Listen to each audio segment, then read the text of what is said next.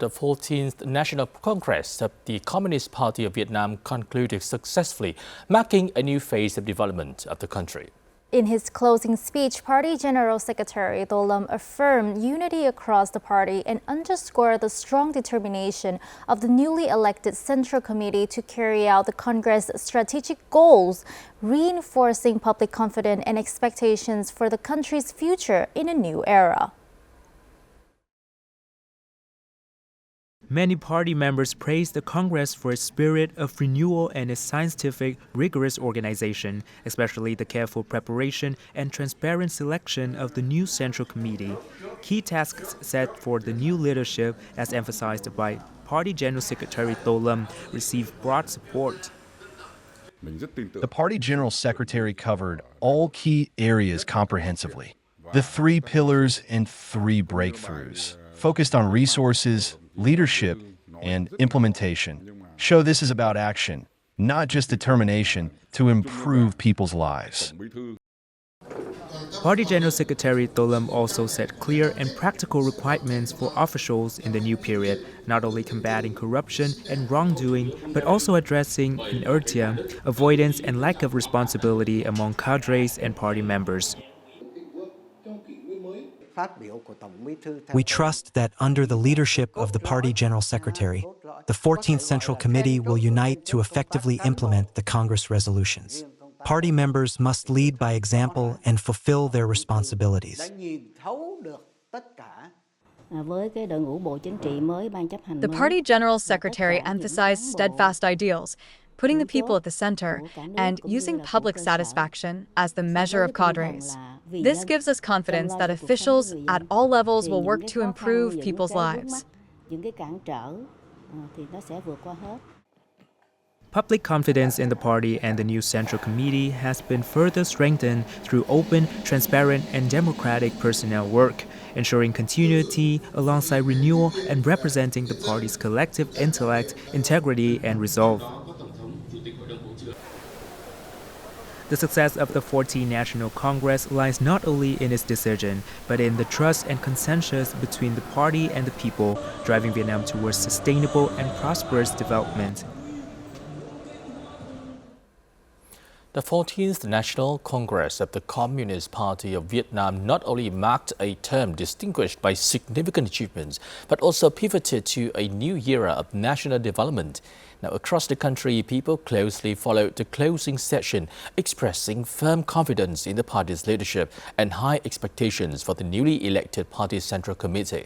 Many voiced hopes that the new term will be guided by long-term strategic vision, a strong aspiration for progress, and a resolute commitment to improving national governance capacity, thereby enhancing Vietnam's image and standing.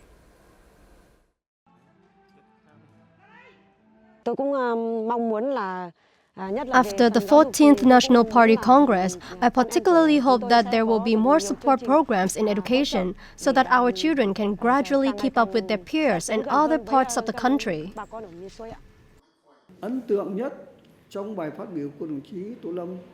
What impressed me most about Party General Secretary Do Lam's remarks was the determination of the entire party and the people to strengthen unity, promote scientific and technological development, and apply advanced technologies to build a stronger and more prosperous economy.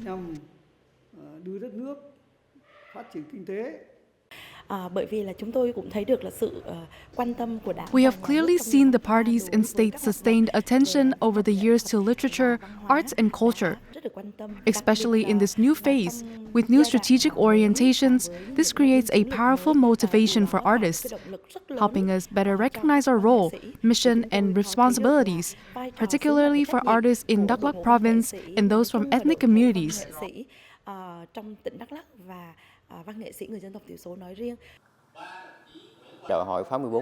The 14th National Party Congress has been a major success. We hope that in the next term, leaders will continue to push forward a comprehensive and sustainable restructuring of agriculture and stay closely aligned with market demand to further drive the national economy forward.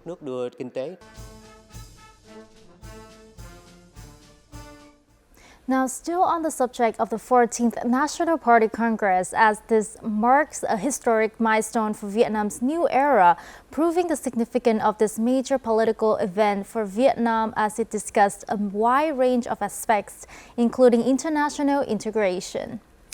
Yes, Hong Anh. Now, as the Congress wrapped up, our reporter Ngọc Trâm sat down with Ambassador Do Hùng Việt, Vietnam's permanent representative to the UN, to discuss the strategic elevation of our national diplomacy. Thank you, Ambassador Do Hùng Việt, for joining Vietnam today at the press centers in the National Convention Center. Thank you for having me. So the 14th National Party Congress political report has elevated the diplomacy and international integration to the same level as national defense and security, defining them as critical, core, or permanent tasks. So what is the significance of this? The 14th National Congress of the Communist Party of Vietnam, as you said, has decided to place diplomacy and international integration on the same par as national defense and security, identifying them as core, critical, and permanent tasks of the political system of Vietnam. The party, during the preparation and during the Congress itself, has in-depth discussion. We looked back in the history of diplomacy and international integration. And also we assessed the current circumstances. What are the opportunities? What are the challenges that we are facing?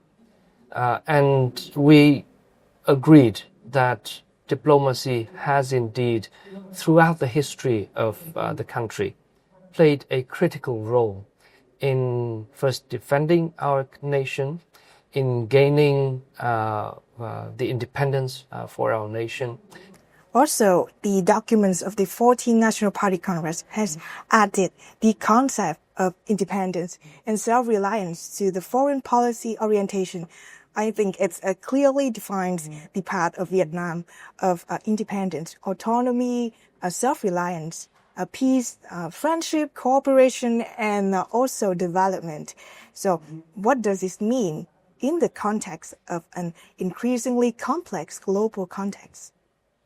The foreign policy that has been defined in the 14th National Party Congress of the Communist Party of Vietnam is not entirely new. It is a continuation of a policy that we have put in place since the Đổi Mới process started, which put a strong emphasis on independence, sovereignty, self-reliance. In terms of independence and self-reliance, it starts from our independent thinking, our independent assessment of the situation, our independent assessment of the challenges that we are facing, to the next step of independent decision-making. So we have a policy space where we can independently make decisions which would be in the best interest of Vietnam and of the Vietnamese people, which are in accordance with international law and the UN Charter. In the next few months, Vietnam will be the president of the 11th Review Conference of the Non-Proliferation Treaty of Nuclear Weapons. And we will do our utmost to consult with states parties and to ensure that the conference is run smoothly and hopefully be able to achieve some very concrete results in order to strengthen the global efforts to stem the proliferation of nuclear weapons and contribute to the overall security of the world and of each and every country in the world. Thank you so much for your insight. Thank you. Thank you for having me.